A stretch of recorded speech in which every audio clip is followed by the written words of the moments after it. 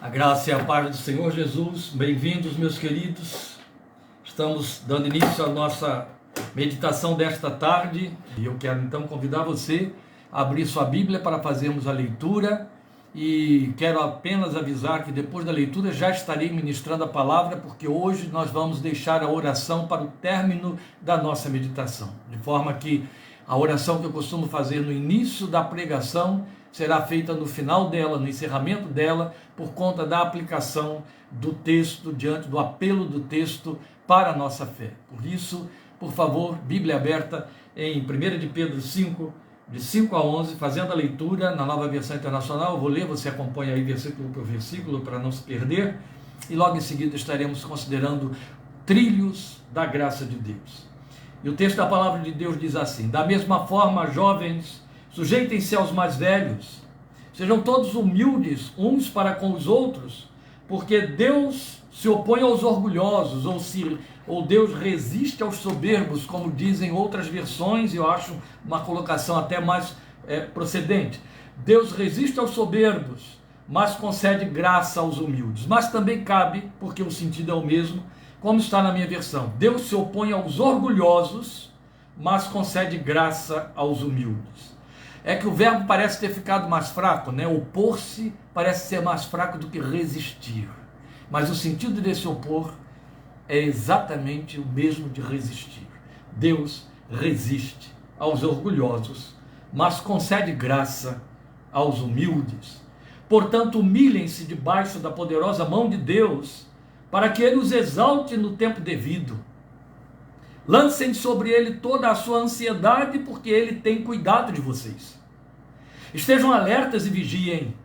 O diabo, o inimigo de vocês, anda ao redor como leão, rugindo e procurando a quem possa devorar. Resistam-lhe, permanecendo firmes na fé, sabendo que os irmãos que vocês têm em todo o mundo estão passando pelos mesmos sofrimentos.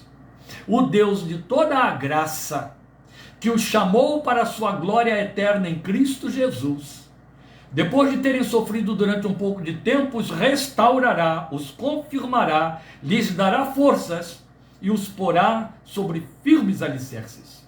A Ele seja o poder para todo sempre. Amém.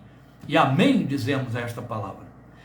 É por aí que iremos, os trilhos da graça de Deus. Ressalto, porém, o fato de que há um diferencial na maneira como Pedro está abordando a graça quando ele diz o Deus de toda a graça. Porque Paulo usa uma outra expressão, entre outras, para caracterizar a graça de Deus, e numa dessas expressões ele a chama de multiforme. A multiforme graça de Deus, ou seja, a graça que assume formas múltiplas. Nós estamos muito apequenados e condicionados à ideia de que a graça nos trouxe salvação eterna. É verdade, mas esta é só a porta de entrada. E se você para aí, você não cresce na graça, e somos convidados pelo mesmo Pedro, aqui neste capítulo, segunda carta, no capítulo 3, versículo 18, a crescermos nela. Então, quando Paulo fala de multiforme graça, e Pedro fala, o Deus de toda a graça, para reforçar esse argumento de que a graça tem múltiplas formas de se manifestar, isso requer um cuidado maior meu e seu.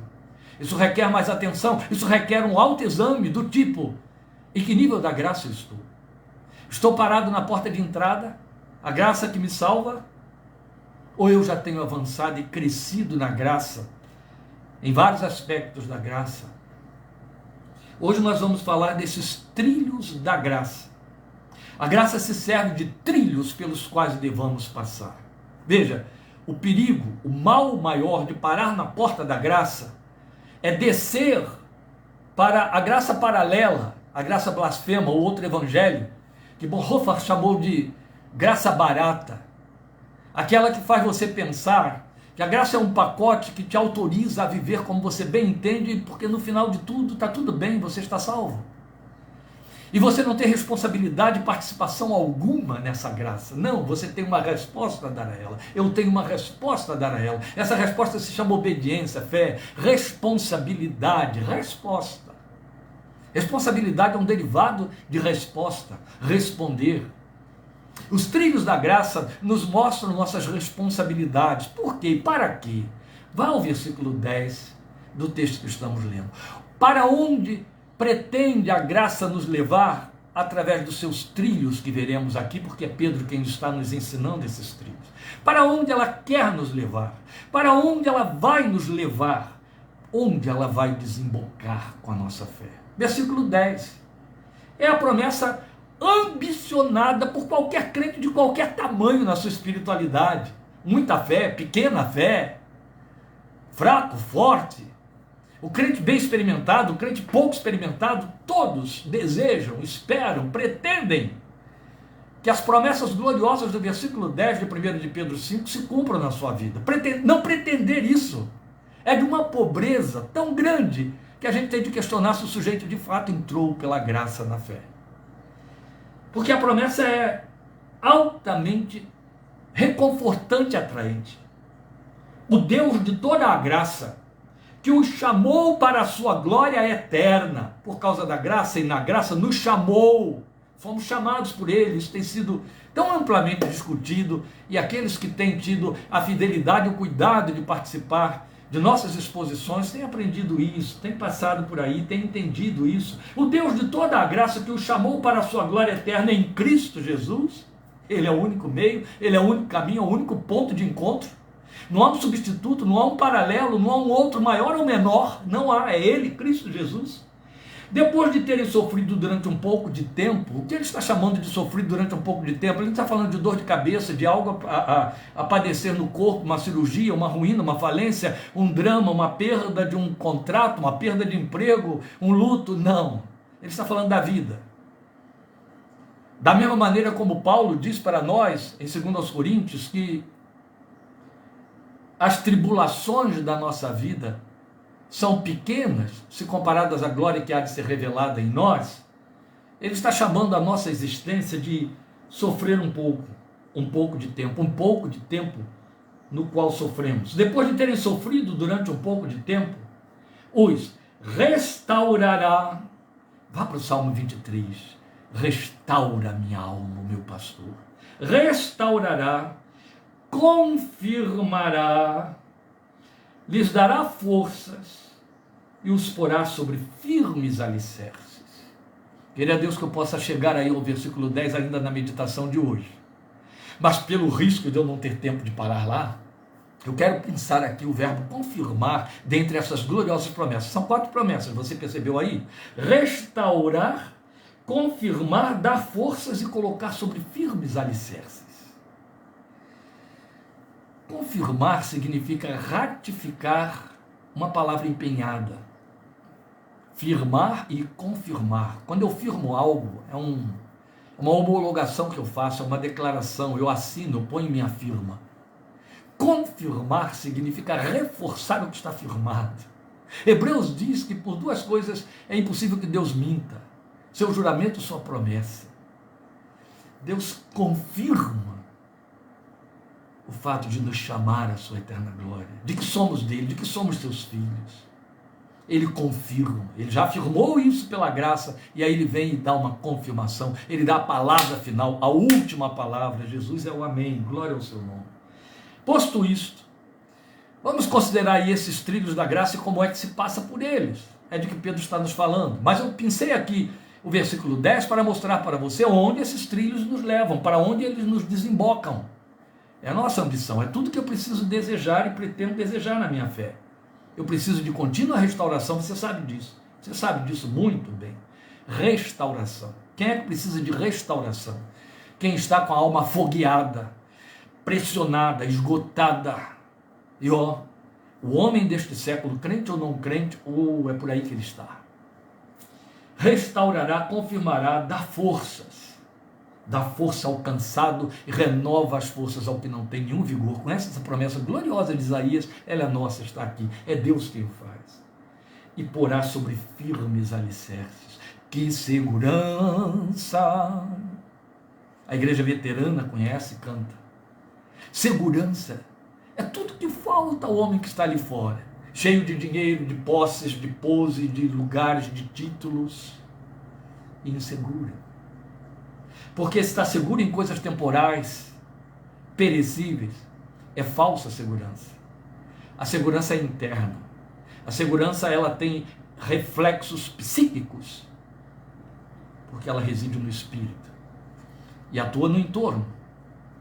Segurança significa pés firmados em lugares sólidos, em firmes alicerces, pés sobre firmes alicerces. Jesus é a rocha, é onde Deus nos põe. Glória ao seu nome. Posto isto, está escrito que a graça opera em nós. A graça que está operando em nós, Paulo diz aos Tessalonicenses. E este texto, entre outros, mostra que ela requer essa participação nossa, minimamente uma atitude ou atitudes que valem por uma resposta ou por um posicionamento, é do que vamos tratar. Então ela tem seus princípios, a graça. Grave isso que eu estou dizendo, ela tem seus princípios, eu costumo chamar de leis da graça, porque elas são inegociáveis. E eu gosto de usar a expressão, porque aqueles que entendem que pertencemos à graça, dizem a lei acabou. Cuidado, a graça cumpre a lei através de nossas vidas e na nossa vida, cumpriu em Cristo Jesus e traduz isso para nós. Mas a graça tem suas próprias leis, entende? Totalmente diferentes. Às vezes há uma coincidência com a lei de Moisés, mas ela tem suas próprias leis. E as leis da graça são absolutamente negociáveis. Elas são as leis que regem a vida da igreja, a vida dos filhos de Deus. Então ela tem seus princípios. E Pedro nos apresenta um deles aqui, ele está no versículo 5. Por favor, volte aí ao versículo 5 do texto de 1 de Pedro 5, porque ele é repetição, na verdade, de Provérbios 3,34. O que Pedro está fazendo aqui, Tiago também fez, eu vou citar para você, Tiago 4,10, é uma repetição de Provérbios 3,34. E é uma das leis espirituais da graça. Onde ela foi? Ela foi lá na revelação do Velho Testamento. O que diz o texto de Provérbios 3,34 que Pedro coloca para nós? Eu estou chamando isso aqui de princípio da graça. É o resumo de uma expressão só. Tiago então lança ainda mais luz sobre este princípio. Veja, Deus resiste aos soberbos, mas dá graça aos humildes. Deus se opõe aos orgulhosos, está escrito aqui na minha versão, mas concede graça aos humildes. É a linguagem lá do texto de Provérbios 3,34 que está tendo uma nova vestimenta aqui e sendo aplicada por Pedro para nós e Tiago outro tanto em 4,10. Vamos a Tiago 4,10. Tiago está aí pertinho, então você pode voltar 2 páginas da sua Bíblia para ler o versículo 10 do capítulo 4, Tiago. Humilhem-se diante do Senhor e Ele os exaltará. Percebe? Nova roupagem que Tiago deu a Provérbios 3,34. Humilhem-se diante do Senhor e Ele os exaltará. Para cumprir a palavra que diz que Deus exalta, concede graça aos humildes, mas resiste aos soberbos. Ora, Jesus já havia advertido, eu ainda estou falando sobre o princípio da graça, ele já havia advertido sobre esse princípio. E isso a gente vê em Mateus 23,12. Em Mateus 23,12, Jesus se apropria desse princípio, de Provérbios 3,34, e dá uma nova forma a ele. Ele é a palavra viva, ele pode fazê-lo, e ela é mais incisiva. E o que o Senhor Jesus diz aí em Mateus 23,12 é: o que exalta a si mesmo será humilhado, e o que se humilhar será exaltado. É um compromisso de Deus, eu vou repetir isso depois. É um compromisso de Deus. Jesus está nos advertindo, alertando, chamando a atenção, abrindo o nosso entendimento, para nos darmos conta de um princípio da graça que rege a existência do ser humano. Crente e não crente, não crente e crente, mundano ou que pertence ao reino, filhos da graça ou não filhos da graça, filhos de Deus ou criaturas de Deus. Esse princípio vai ser regido porque tem a ver com a moral divina, com a justiça divina, com a honra divina. O que exalta a si mesmo será humilhado, e o que se humilhar será exaltado. O problema reside no fato de que os homens tropeçam nesse princípio porque, por conta da exaltação, por conta da altivez, não o reconhecem, não conseguem vê-lo em si mesmo, e tropeçam e caem, porque, segundo a informação de Pedro aqui, quem resiste ao soberbo, quem resiste ao altivo, é o próprio Deus. Foi isso que Jesus também disse. Quando ele diz que o que se humilhar será exaltado, Pedro e Tiago explicam para nós que é Deus quem exaltará o humilhado. Pois bem, esse princípio então requer a nossa atenção com temor. Como eu disse no início, ele é inegociável como uma das leis da graça. A graça, já disse, tem suas próprias leis. Por exemplo, uma lei da graça está em Gálatas, que também é totalmente negociável, é tudo que o homem semear, isso também ceifará. Não há desvios, não há atalhos, não há interrupção, não há uma curva na esquina para essa declaração de advertência, de sabedoria, de ensino da palavra de Deus. Você colhe o que semeia, escolha suas sementes para que você saiba o que vai colher. Eu não posso pretender, em hipótese alguma, colher espinafre se eu plantar couve.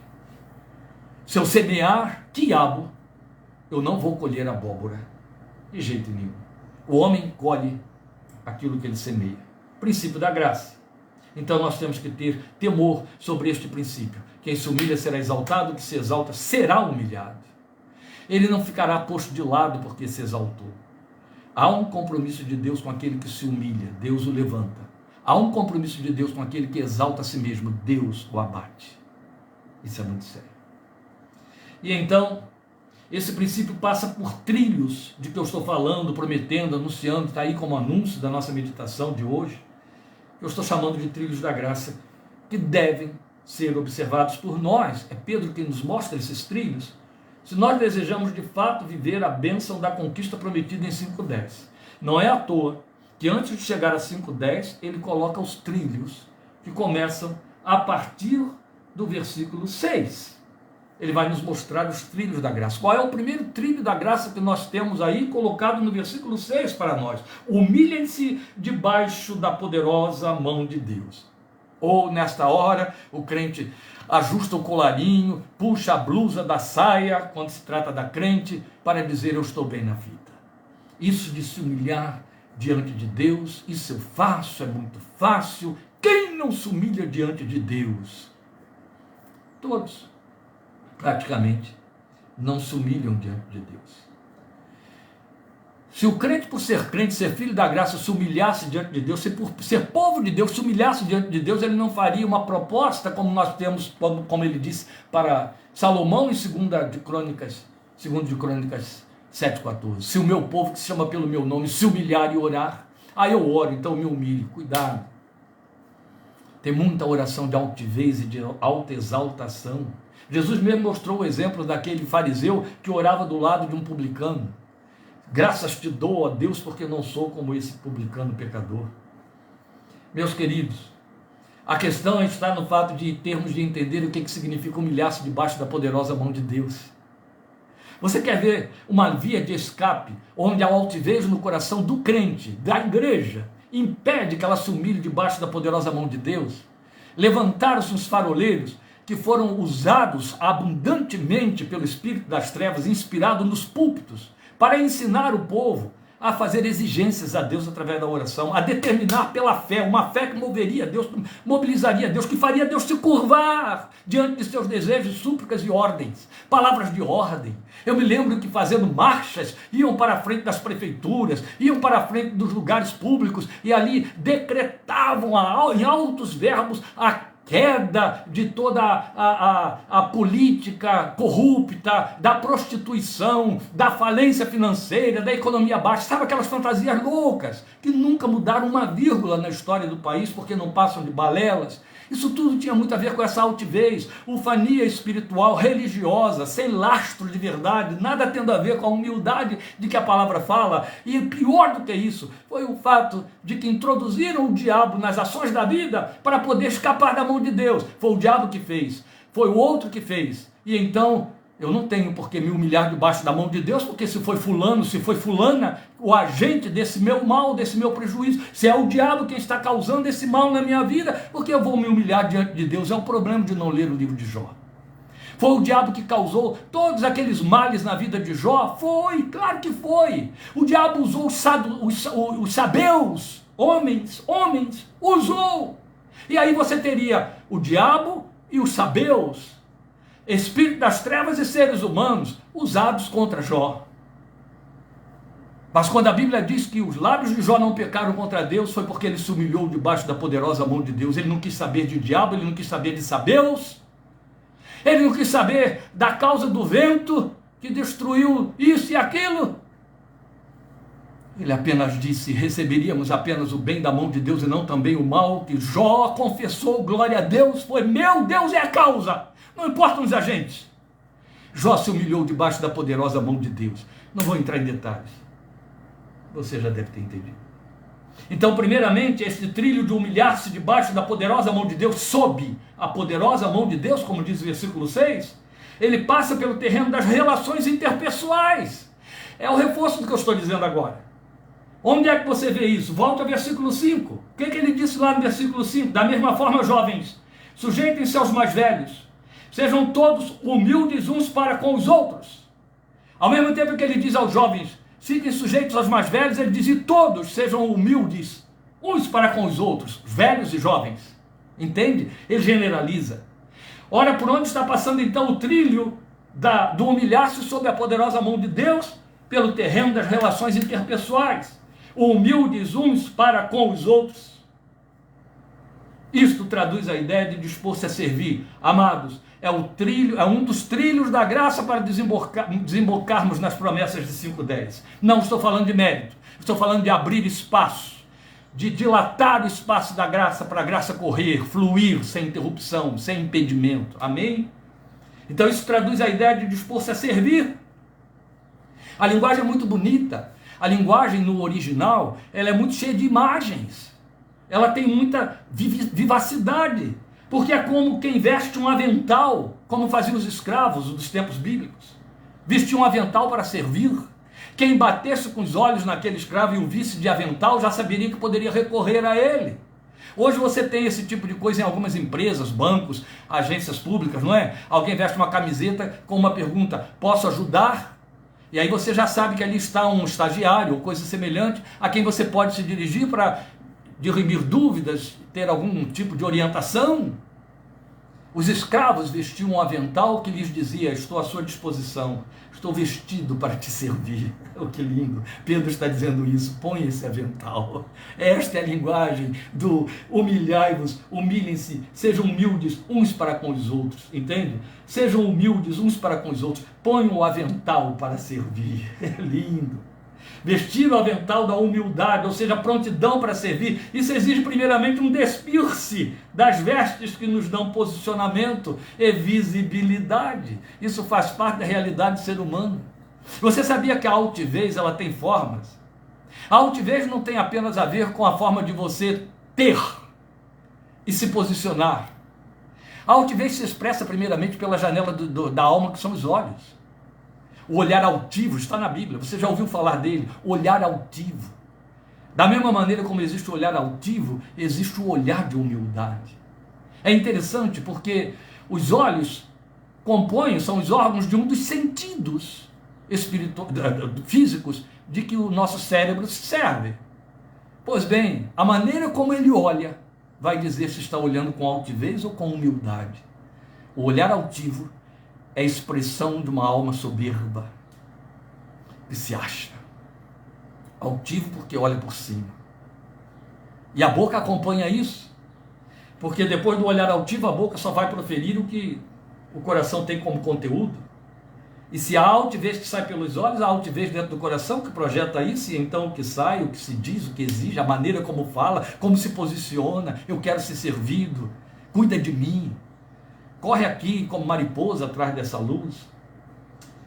Meus amados, ninguém vai colocar o avental do serviço sobre vestes de altivez. É preciso se despir. Jesus, que não se vestia com altivez, ele o fez, ele próprio, para lavar os pés aos discípulos. Antes de cingir-se com uma toalha, o avental da humildade, o texto diz que ele despiu-se da sua túnica.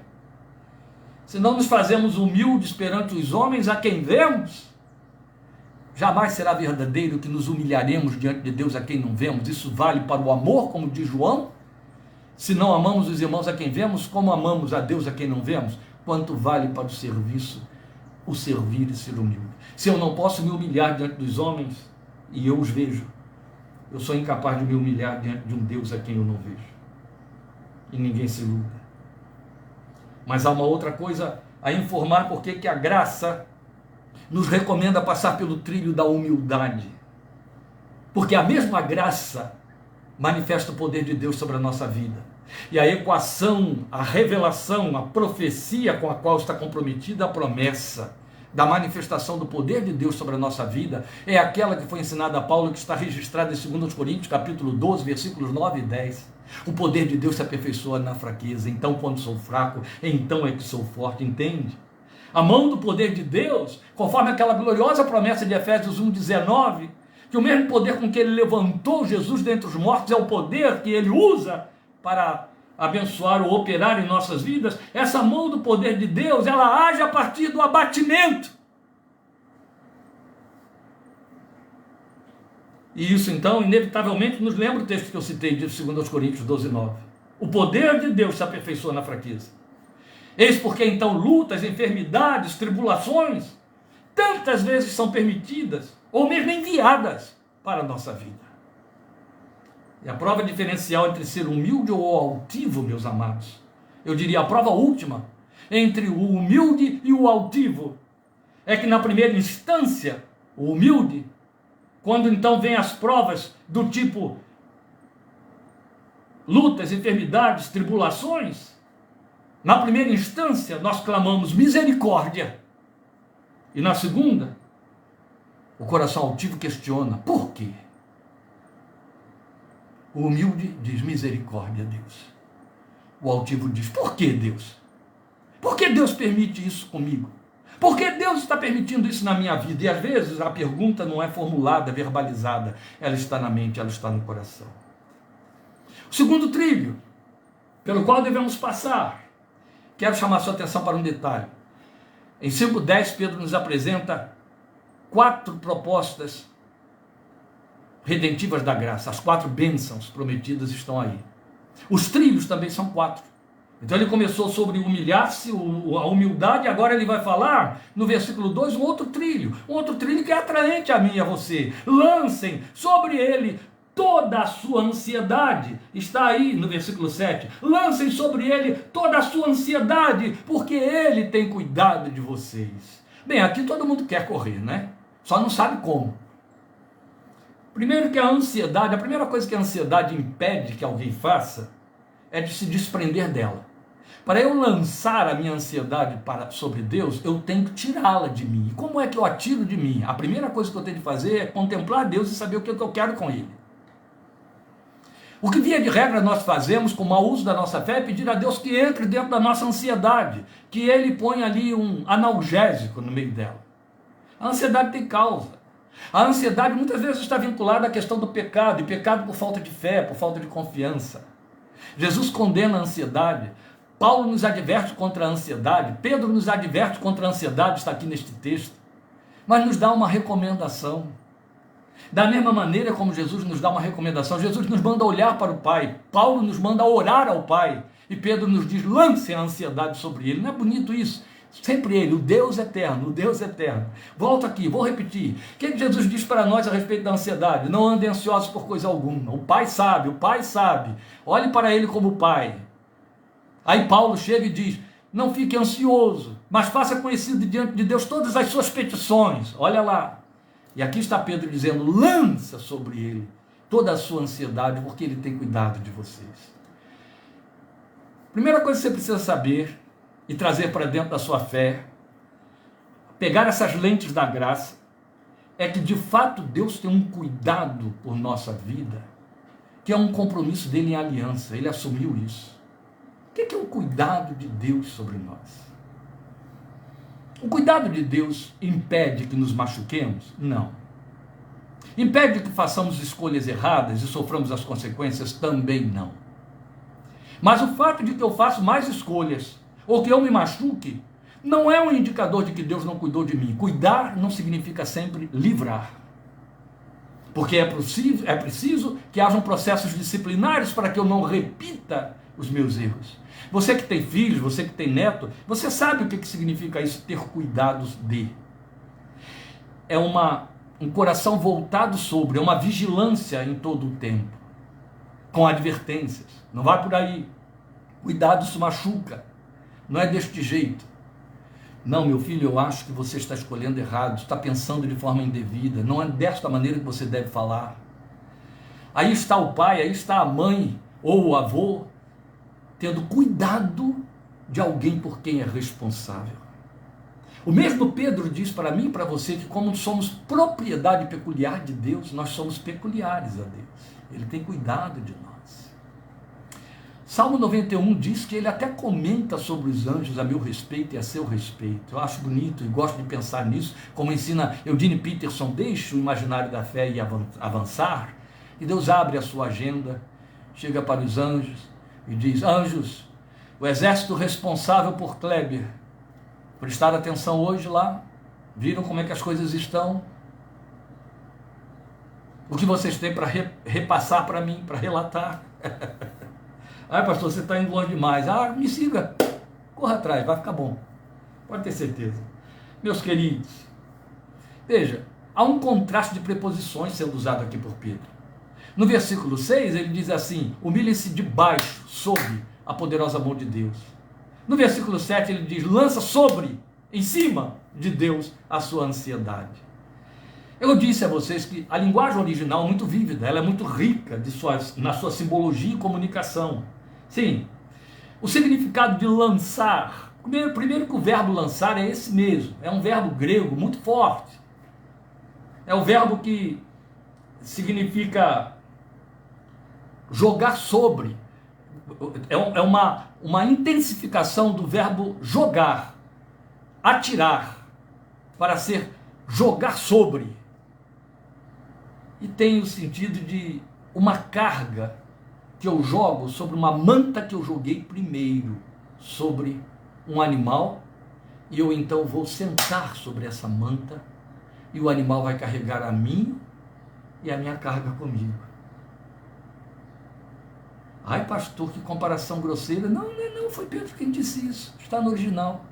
Ele está usando um verbo que significa isso: faça como fazem os que põem arrejo nos animais. Primeiro eles jogam uma manta sobre os animais, e depois eles se colocam sobre a manta e os animais os levam com tudo que eles têm junto. A Bíblia nos diz nos Salmos que o nosso Deus leva a nossa carga dia após dia. O que ele está fazendo é: eu te dei fé para que você confie em mim, e o que eu estou pedindo é: lance-se sobre mim com toda a sua ansiedade. Jogue essa ansiedade como um manto sobre mim e sobe nela. Entende? Sobe sobre a manta que você lançar. Como é que eu ponho a manta sobre Deus? Orando. Foi o que Paulo disse a respeito da ansiedade. Confiando, foi o que Jesus disse a respeito da ansiedade. Eu lanço a manta sobre Deus e depois eu me coloco sobre ela. Então não é que eu vou fazer negativismo do problema. Negativismo, meus queridos, é um mecanismo de defesa psíquico que é fraudulento, ele fracassa em algum momento da nossa vida, porque é falso. Se existe um mal, se existe um problema, eu não posso fazer vista grossa para ele, sair batido pelo outro canto e negar. Não. Você quer ver uma área onde as pessoas fazem negativismo da forma mais irresponsável possível? Funeral. Você já percebeu? Não estou aqui fazendo defesa nenhuma de nenhuma atividade profissional, porque não tem nada a ver com isso aí não. Mas é uma coisa que eu observo, por exemplo, entre os nossos parentes. Quando você fala, já fez um programa de funeral aí para fulano, afinal de contas é o primeiro, vai antes, não é? Pela lei natural das coisas. Não vamos falar disso. Não, nem fale nisso. Isso é negativismo. Estamos tratando de realidades. Engraçado que as pessoas fazem plano de saúde como se o plano de saúde impedisse que ficassem doentes. Não, elas fizeram plano de saúde para tratar quando ficarem doentes. Então não estão fazendo negação. Sabem-se passíveis de adoecer. Mas quando se trata de fazer um plano funeral, não é morte. Eu não quero que aconteça a morte, ela não vai acontecer. Mentira, vai sim, antes do que você pensa. Então o que eu quero lhe mostrar é que o negativismo ele tem um compromisso com o fracasso. Eu não pego a ansiedade e eu digo para ela: a sua causa não existe. Essa fé falsa, ela foi ensinada e perdurou aí, e ainda tem perdurado em alguns arraiais mediocrizados com essa falsa confissão, a negação do mal, confessando vai dar tudo certo de outras formas. Em Portugal, dezenas e dezenas de pessoas vieram a morrer, e houve muitos processos, por conta de um apóstolo que esteve lá pregando e dizendo: você tem que negar a doença, negar a doença. Aqui teve uma falsa profetisa que fez isso do Nordeste ao Sul, durante muito tempo. Formou seminários enormes, onde ela ensinava as pessoas a negarem o mal, não confessem o mal. E aí pessoas morreram de diabetes, pessoas morreram com cardiopatias, pessoas morreram com virulências tremendas, impedidas de se tratarem. O negativismo, ele não precisa chegar a esses pontos exacerbados de loucura evangélica, viu, gente? O evangélico, ele comete loucuras fora das loucuras de que Paulo fala e elas vêm à luz rapidinho. Não, existe negativismo em cima de coisas do dia a dia. Por que pessoas vão parar dentro de centros terapêuticos e buscar ajuda terapêutica? Porque em dado momento, elas perceberam que a ansiedade ficou maior do que a sua capacidade de dar conta e foram pedir ajuda de um terceiro para ler essa ansiedade por elas e ajudá-las a repensá-las. Porque muito possivelmente fizeram negação durante muito tempo, mas chega um momento em que não dá mais, as estruturas ruem. O que ele está dizendo é: encara a ansiedade, encara o problema. E chega diante de Deus e diga: não te estou dando conta, não quero dar conta, não tem poder para isso. Mas eu vou me jogar sobre ti com toda ela. O Senhor tem capacidade de suportar meus gemidos, meus lamentos, a Bíblia fala isso. A Bíblia tem um espaço amplo para o lamento, a oração de lamento. Não é oração de murmuração, é lamento, é o ai de mim, tem misericórdia de mim. Você tem um livro inteiro de lamentos escrito na Bíblia, livro de Jeremias. Você tem salmos enormes sobre lamentos, escritos com lamentos. E eles são plenamente aceitáveis diante de Deus, porque Ele sabe que sofremos. Por conta de más escolhas, já dissemos, ou seja, do que for, nós sofremos. Mas temos um Deus aberto para ouvir gemidos. Salmo 102, versículos 19 e 20. Desde o seu alto trono, ele baixa vistas à terra para ouvir os gemidos dos cativos.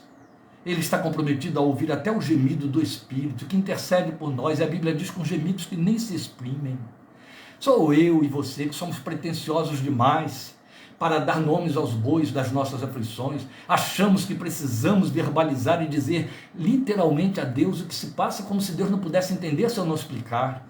E a Bíblia diz que o Espírito que intercede por mim não se dá esse trabalho. Ele geme e o gemido dele nem expressão tem. Mas Deus ouve, aleluia. E o que ele está dizendo aqui é: lance a manta e sobe nela. Deixa Deus levar tudo, você com a ansiedade junto. Fica mais fácil, amém, minha amada? Fica mais fácil e é possível. Ele faz, Ele é fiel, Ele é bom. Logo depois ele vai nos apresentar um outro trilho. Ele nos manda vigiar. Opa! Ele falou de humildade, ele falou de ansiedade, e agora ele nos manda vigiar. Sejam sóbrios, outras versões dizem. Está aí no versículo 8, logo no início. Estejam alertas e vigiem. É que agora ele vai falar do diabo. E com respeito ao diabo, ele diz que haja sobriedade no coração de vocês. Bem, eu acabei de dar vários exemplos aqui da falta de sobriedade do arraial de Deus chamado evangélicos desta geração em muitos lugares por aí, que ficam atribuindo valores e ações malignas onde Deus é quem está atuando. Falta de sobriedade, mas a falta de sobriedade envolve outras áreas da vida. Há uma associação direta entre o ufanismo, a euforia e a perda de moderação. Não há sobriedade que leva à vigilância ou que sinonimiza a vigilância na ufania, na euforia. Não há. O que está ligado à ufania e à euforia é o embebedamento, é a embriaguez. O contrário de sobriedade é embriaguez. O que ele está dizendo é: sejam sóbrios. Não fiquem embriagados pelos valores desta vida e pelas paixões deste mundo. Cuidado com essa embriaguez. Jesus deixou isso muito claro em Mateus, falando da sua segunda vinda. Ele disse que nós teríamos que vigiar, não somente contra as fraquezas da carne, mas quanto às paixões deste mundo. Ele falou isso. Vigiem. Levantem a cabeça de vocês. Então nós estamos aqui ouvindo a graça dizer: é necessário que para que eu flua, você mantenha a moderação, você tenha vigilância, você seja sóbrio. Para com esse negócio de euforia, de ufanismo, porque isso é oportunidade para Satanás agir. Quando há euforia e ufanismo, quando eu começo a dizer que a minha fé me faz triunfar o tempo todo, eu estou abrindo uma brecha sem tamanho, e o diabo sabe disso e ele entra nela. É a oportunidade para ele agir nessas brechas. Por isso que a orientação é: esteja alerta, seja sóbrio, vigie. Aí ele vai falar do diabo. Mas veja, justamente quando ele vai falar do diabo, ele entra no quarto trilho da graça. Eu volto aí ao versículo 8, porque eu vou ter de entrar para o 9, onde ele vai entrar com o quarto trilho da graça. O diabo, o inimigo de vocês, anda ao redor como leão, rugindo e procurando a quem possa devorar. As pessoas fantasiaram muito essa informação aqui. Fantasiaram pelas formas mais absurdas. Tentaram fazer leituras proféticas em textos isolados, que nenhuma revelação trazia a respeito da demonologia. Fizeram uma confusão do cão, do capeta, na cabeça dos crentes. Demonólogas, aqui no Brasil, escreveram livros, aí empestearam a igreja de fábulas, de lendas de que Paulo falou, e deixaram essa igreja cativa, cheia de medo do diabo, vendo o diabo onde ele não existe, vendo o diabo em muita coisa, e não vendo onde ele de fato está, especialmente no trato com as coisas divinas. Mas a verdade é que o texto diz para nós que ele anda ao redor.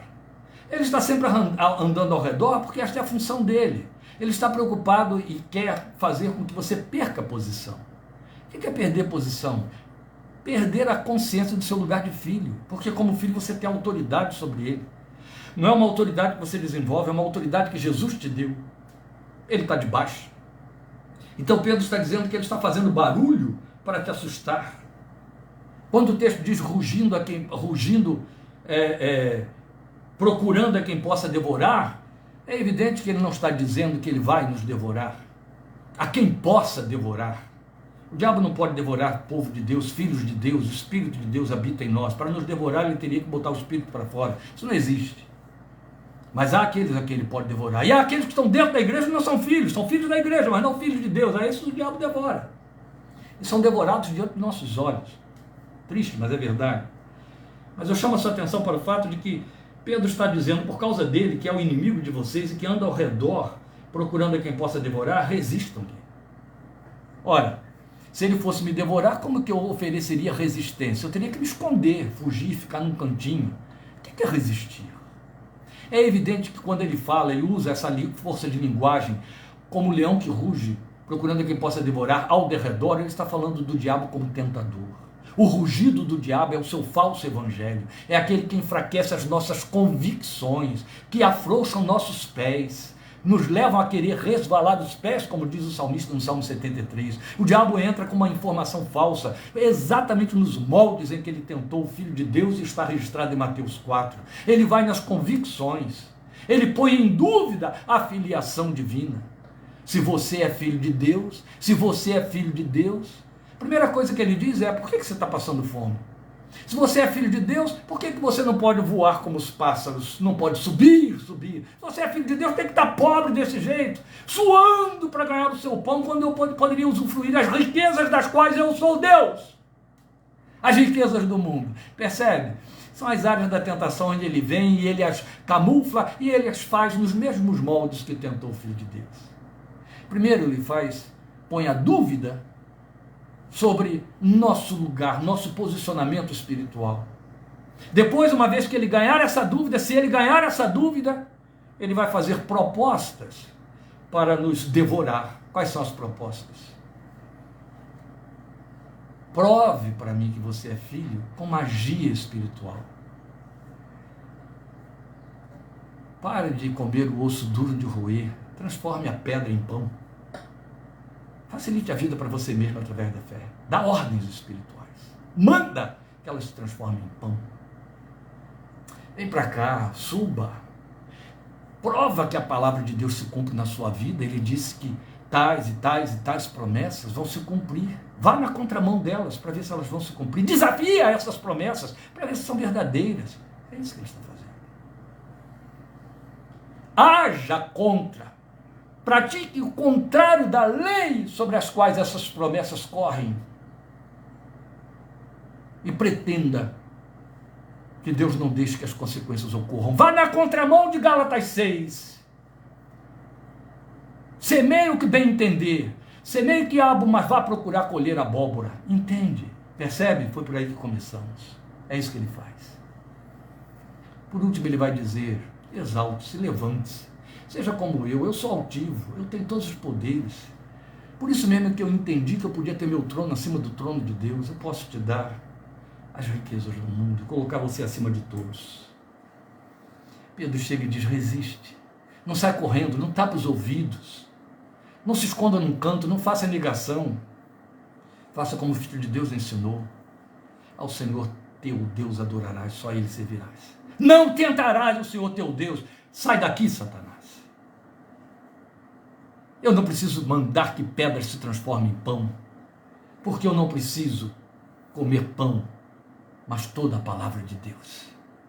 E vai por aí, e vai por aí. Oh, amados, a verdade é que Pedro está dizendo que eu posso resistir, entende? E resistir significa confrontar, resistir significa manter-se na posição, receber os esbarros e não sair do lugar, não abrir mão, não deixar o lugar aberto. Há um hino, nos Salmos e Hinos, que foi escrito por um coronel do exército americano na época da Guerra da Secessão. Ou foi inspirado na ação desse coronel, quando um forte estava para cair sob a perseguição terrível dos índios e dos inimigos nos Estados Unidos da América do Norte. E ele mandou um mensageiro correr adiante para dizer aos que estavam lutando já quase sem forças para guardar o forte, sabendo que munições estavam no fim, os víveres estavam no fim, e eles estavam desanimando. E o mensageiro foi correndo enquanto o coronel vinha com toda a sua tropa. E a mensagem que o mensageiro levou foi: guarda o forte, eu já estou para chegar. O hino baseado nessa história canta exatamente isto. Guarda o forte, em breve eu venho, clama o Salvador. Respondamos. Oh, meus queridos, é isso que ele está dizendo. Você pode resistir porque você tem autoridade sobre ele. Não negocie com ele, não dialogue com ele, não traga para o palco, para o centro, não dê microfone a ele, não dê espaço, não deixe ele aparecer, manda ele calar a boca, resista a ele. E aí Pedro ensina, permanecendo firme na fé. Ela está aí dentro, foi Deus que te deu. Fica firme nela, fica firme na confiança, firme nas promessas do meu Salvador. É isso. Porque a fé é o nosso instrumento e recurso de resistência. É muito mais que, e antes de ser arma de ataque, é muito mais do que arma de ataque, é instrumento de resistência. As pessoas estão pensando na fé para atacar. Você sabe, estamos estudando Efésios às quartas-feiras. Estamos no 4º capítulo. Até agora você não ouviu falar em ataque. Você tem ouvido falar em posicionamento, posicionamento, posicionamento, e vai assim pelo capítulo 4. Já viemos assim do 1, no 2, no 3, entramos no 4, vai assim pelo 5. Quando chega no 6, quando a carta vai fechar, quando a mensagem vai encerrar, é que Paulo chega e diz: resista, fica firme. Primeiro ele nos forniu de confiança, de fé nas promessas, nos deu solidez, para depois dizer: guardem a posição, fiquem firmes no Senhor. A luta é depois que você já está preparado para ela. E o Senhor nosso Deus alimenta a fé que pôs em nosso coração e nos deu autoridade para resistirmos, e podemos resistir. Então, meus amados, prestem atenção no fato de que as exortações, elas começam com nossos movimentos diante dos homens, depois diante de Deus, para depois ser diante do diabo. É isso que Pedro está dizendo aqui. Vejam, nós vimos isso no versículo 5. Nossos movimentos de humildade diante dos homens, nosso movimento de humildade diante de Deus no versículo 6, e agora o movimento de resistência diante do diabo. Primeiro, para poder resistir ao diabo, eu preciso me submeter a homens e a Deus. Não é interessante? Esse é o caminho da graça. Olha para onde a graça vai. Sim, porque a revelação de Deus passa pelos paradoxos na vida toda. Por isso é que Francisco de Assis escreveu o cântico: é morrendo que vivemos para a vida eterna. E é fato, é isso mesmo. Paulo diz isso, que ele deseja muito a ressurreição, o poder, experimentar o poder da ressurreição de Jesus, é Filipenses capítulo 3, mas estava muito consciente de que primeiro precisava se conformar com seus sofrimentos e ser semelhante a ele na sua morte. A ressurreição precede a morte, é fato. E o poder de Deus se aperfeiçoa nisso, é nesse abatimento, é nesse descer. Glória a Deus. Então está aí, nossos movimentos diante dos homens, diante de Deus, depois dos homens. E estes são os condicionadores que nos capacitam contra o diabo. Você percebe que ele poderia ter colocado que eu me humilhe diante de Deus e eu depois seja submisso aos homens, mas ele inverteu, para mostrar exatamente o que nós estamos dizendo aqui. Se eu não posso ser humilde diante do homem a quem eu vejo, como que eu vou ser humilde diante de Deus a quem eu não vejo? Como disse João, eu estou lembrando mais uma vez, me repetindo, como eu posso dizer que amo o irmão a quem eu vejo, que amo a Deus a quem eu não vejo, se eu não amo o irmão a quem eu vejo? É isso. Então esses são os condicionadores que nos capacitam contra o diabo, em última instância, com quem também nos deparamos. Então, humildes ante os nossos semelhantes, humilhados diante de Deus e resistentes ao diabo em decorrência disso. Glória a Deus, a graça é perfeita.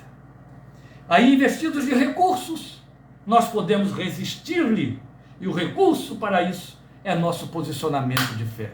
Ninguém mal parado aqui resiste ao tentador. Pelo contrário, cai em toda e qualquer tentação, das grandes às pequenas. Sabe o que nos fortalece contra o tentador?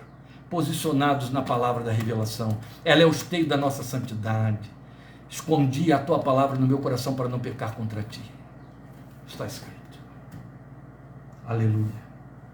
Esses trilhos de atitudes, meus queridos, e de enfrentamentos observados vão redundar no lugar espaçoso com que começamos a falar no versículo 10. É a conquista prometida aí. Então, neste princípio, voltando ao versículo 10, o Deus de toda a graça que os chamou para a sua glória eterna em Cristo Jesus, depois de terem sofrido durante um pouco de tempo, os restaurará, confirmará, lhes dará forças e os porá sobre firmes alicerces.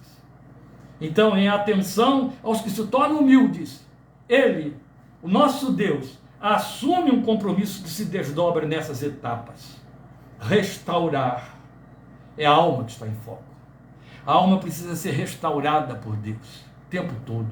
Jesus assumiu isso. Davi assumiu isso. Jesus assumiu que ele era aquele pastor do Salmo 23 profetizado por Davi. E Davi ali disse: ele restaura a minha alma, refrigera a minha alma. Eu preciso que Deus abane aqui dentro para tirar os fogos da angústia, dessa luta, das pressões da vida.